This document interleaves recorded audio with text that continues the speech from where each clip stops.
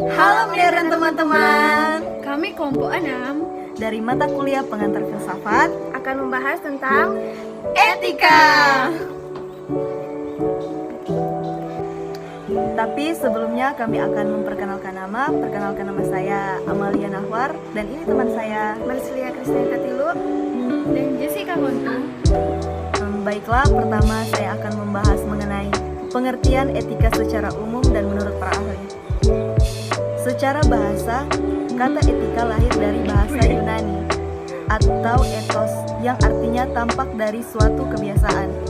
Dalam hal ini yang menjadi perspektif objeknya adalah perbuatan, sikap atau tindakan manusia.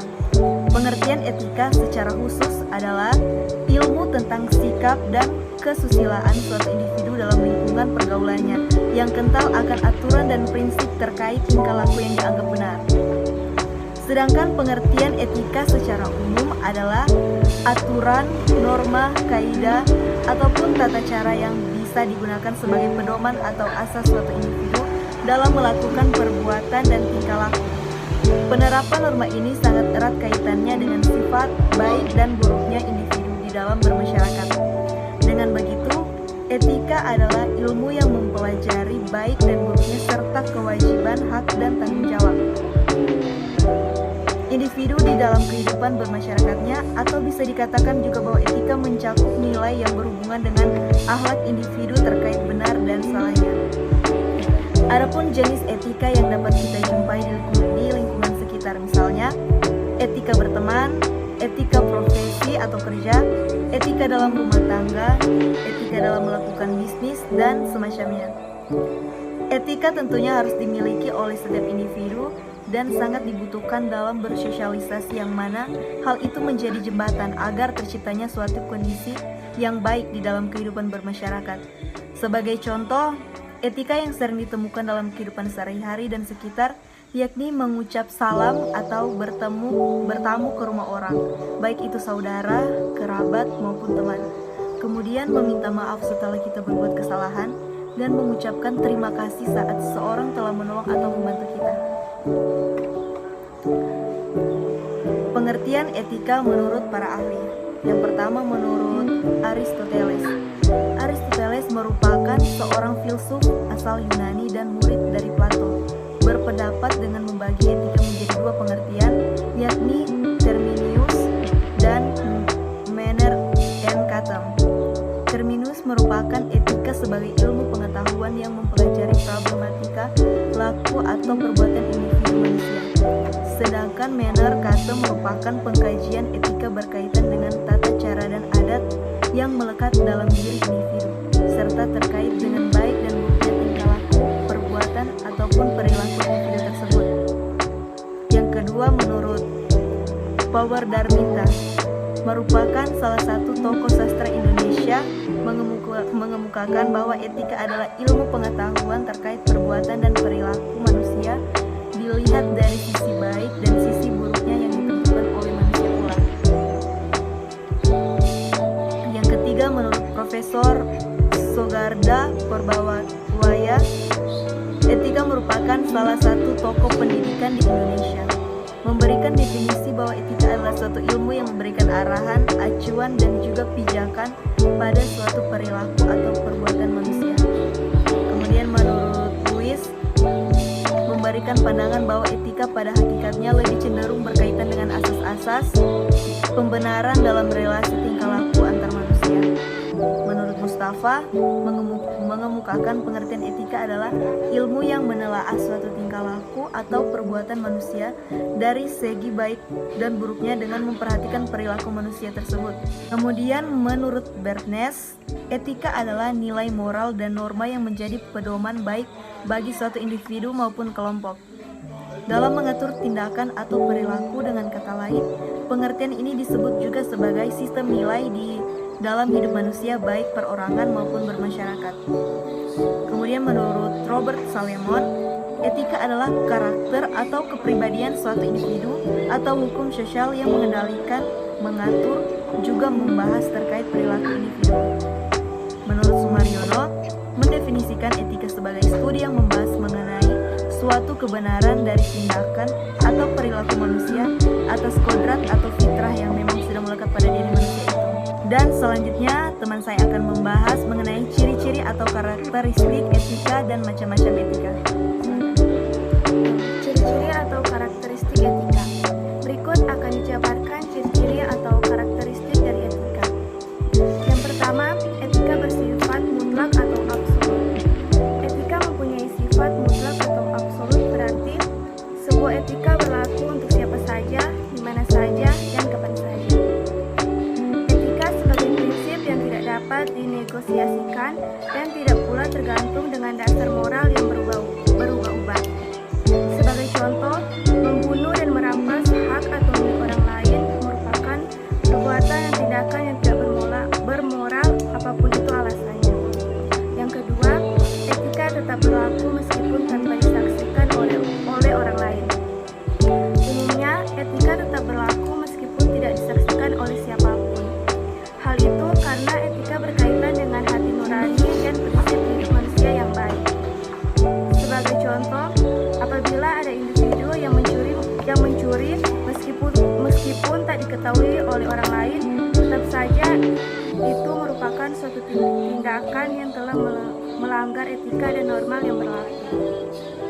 Sehingga bagaimanapun juga moral dari individu tersebut akan buruk meski tidak dijerat oleh aparat penegak hukum sekalipun. Yang ketiga, etika berhubungan dengan cara pandang batin manusia. Etika yakni cara perspektif batin yang berhubungan dengan baik dan buruknya suatu perbuatan yang dilakukan oleh manusia atau individu.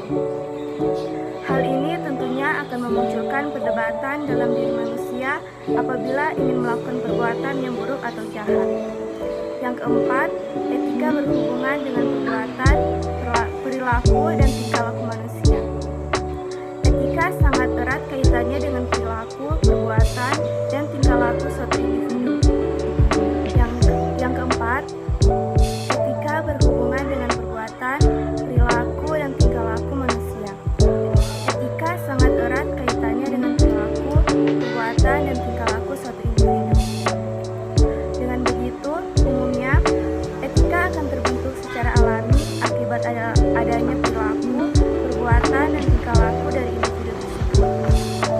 Perilaku dan perbuatan yang buruk dianggap sebagai etika yang buruk, sedangkan perilaku dan perbuatan yang baik maka dianggap sebagai etika yang baik pula. Intinya, bagaimanapun juga etika sangat amat berkaitan dengan perilaku dan perbuatan yang dilakukan oleh individu itu sendiri. Etika bukan hanya diperlukan di lingkungan bermasyarakat saja, melainkan juga di lingkungan profesi. Setiap profesi pasti erat kaitannya dengan etika terkait nilai, norma, dan kewajiban moral. Maka dari itu, setiap anggota suatu profesi harus sadar bahwa pekerjaannya memiliki keterlibatan moral tertentu. Macam-macam etika. Berikut ini merupakan pembahasan mengenai apa saja macam-macam etika berdasarkan jenisnya, cakupannya, lingkungannya, dan sumbernya. Etika berdasarkan jenisnya. Menurut jenisnya, ada dua jenis-jenis etika, di antaranya etika normatif dan etika deskriptif. Berikut penjabarannya secara singkat. Yang pertama, etika normatif. Etika normatif adalah jenis etika yang berusaha menentukan dan menetapkan berbagai perilaku, perbuatan, sikap ideal yang seharusnya dimiliki oleh tiap individu di dalam hidup ini. Yang kedua, etika deskriptif. Etika deskriptif adalah jenis etika yang berusaha memandang perilaku dan sikap individu serta apa yang individu itu kejar di dalam hidup ini atau perkara yang memiliki nilai. Etika berdasarkan cakupannya. Menurut cakupannya, ada dua jenis etika, yaitu etika khusus dan etika umum. Yang pertama,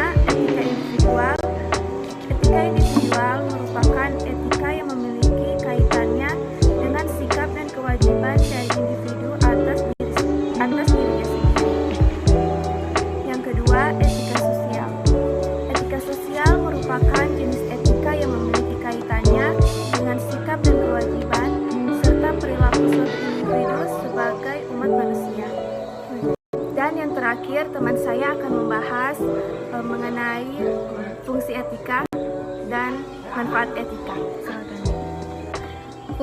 Fungsi etika.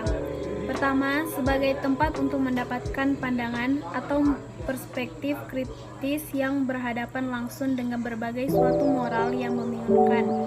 Kedua, guna pandangan atau orientasi etis ini perlu adanya mengambil suatu sikap yang wajar dalam situasi dan kondisi masyarakat yang menjemur. Ketiga, guna memperlihatkan suatu keterampilan berpikir jernih, yaitu suatu kebolehan untuk berkomunikasi secara kritis dan rasional. Keempat, berfungsi sebagai pembeda mana yang boleh diubah dan mana yang tidak dapat diubah. Kelima, berfungsi menyelidiki suatu konflik atau permasalahan hingga ke akar-akarnya. Keenam, berfungsi untuk membantu sebuah konsistensi. Yang terakhir, berfungsi untuk menyelesaikan konflik, baik konflik moralitas maupun konflik sosial lainnya, dengan bentuk gagasan yang tersistematis juga kritis. Manfaat etika. Pertama, etika bermanfaat sebagai penghubung antar nilai. Kedua, etika bermanfaat sebagai pembeda antara yang baik dan buruk. Ketiga, etika bermanfaat untuk menjadikan individu memiliki sikap kritis. Keempat, etika bermanfaat sebagai suatu pendirian dalam diri. Kelima, etika bermanfaat untuk membuat sesuatu sesuai dengan peraturan. Keenam, etika sebagai bentuk mengorbankan sedikit kebebasan dalam dirinya. Ketujuh, etika dapat membantu dalam menentukan pendapat. Contoh etika dalam kehidupan sehari-hari: menunjukkan sikap hormat kepada orang lain, tidak memandang rendah orang lain, berperilaku sopan, menghargai perbedaan pendapat, dan membantu orang lain yang membutuhkan. Jadi bisa kita simpulkan mengenai etika. Jadi etika ini merupakan nilai yang sejatinya telah melekat pada diri individu dan sangat dibutuhkan dalam bersosialisasi. Hal ini karena etika akan menjadi jembatan agar terciptanya suatu kondisi yang diinginkan di dalam kehidupan bermasyarakat. Maka dari itu, tanamkan dalam diri etika yang baik agar hubungan antar sesama berlangsung baik pula. Sekian pembahasan materi mengenai etika. Jika ada kesalahan sikap maupun kata per kata, kami memohon maaf. Karena sejatinya kesempurnaan itu hanyalah milik Tuhan. Terima kasih, kami pamit undur diri. Dadah.